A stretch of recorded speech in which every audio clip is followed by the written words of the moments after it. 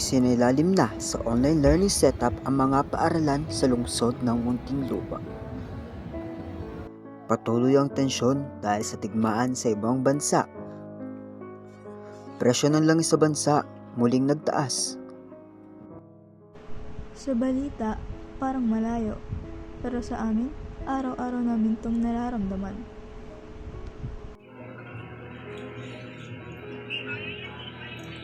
Ano ba naman to? Wala na ako natirang pera. Kahit piso man lang, wala.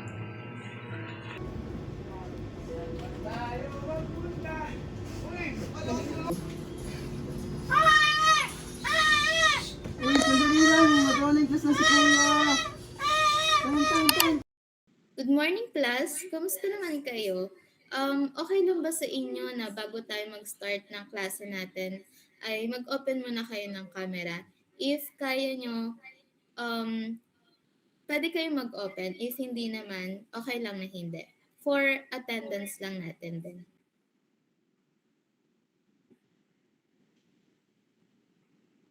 Okay. Sige, magte-take tayo ng picture. 1, 2, 3. Proceed tayo sa isa-isang attendance.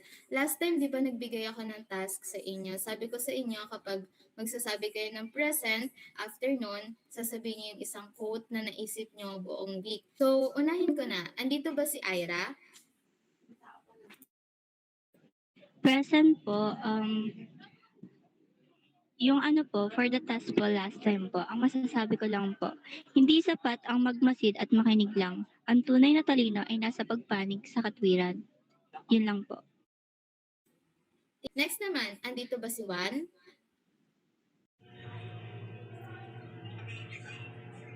Ma'am, present po ako, ma'am. Present po. Present ako. Pero parang wala rin. Araw-araw na lang ganito. Parang laro. Kung saan may signal, dun ka tatayo. Juan? Juan? Mukhang wala ring si Juan. Next naman, andito ba si Dylan? Present po, ma'am. So, yung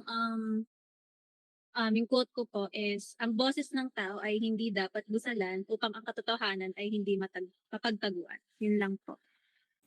Wow, nice. Ang ganda ng mga insights nyo tungkol sa mga nangyayari sa lipunan natin. So, next naman, nandito kaya si Maria? Maria? Present po. Kung papasok ako ngayon, anong gagamitin kong load para bukas? Nice. Mukhang wala rin siya. Okay, next tayo. Padilla. Ma'am, nandito po. Ayan. So, ano yung masasabi mo or ano yung naging quote mo? Dito ba si Patricia? Ma'am, pa-turtor po, ma'am. Okay. Sige, pa-turtor. Ma'am, para sa akin po, ma'am, ang dunong ay hindi dapat sa ilan lang upang ang bayan ay hindi laging malalamangan.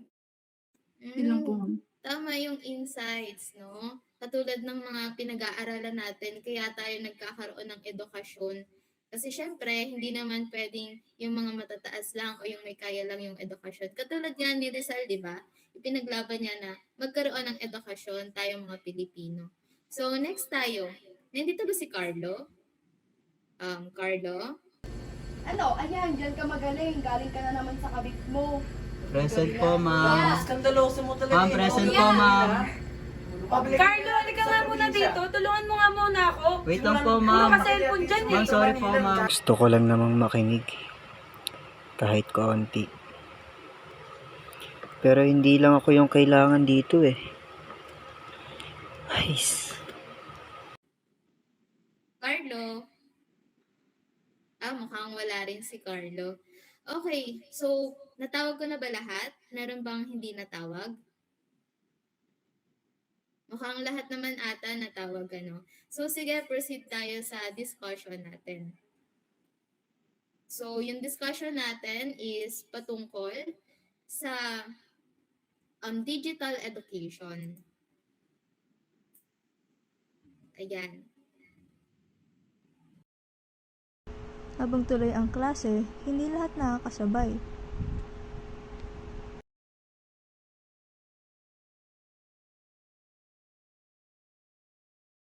Class, thank you sa pakikinig nyo and nandito na tayo sa last part ng discussion natin. Sana ay may natutunan kayo and sana makatulong rin kayo sa ibang tao na makapag-share kayo ng knowledge.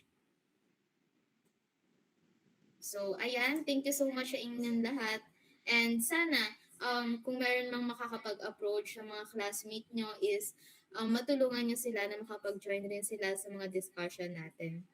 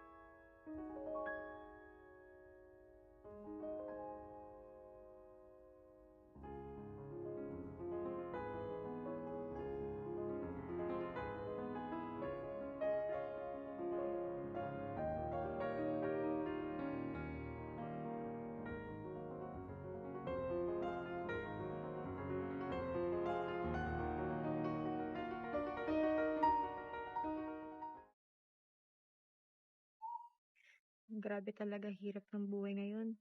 Lahat apektado.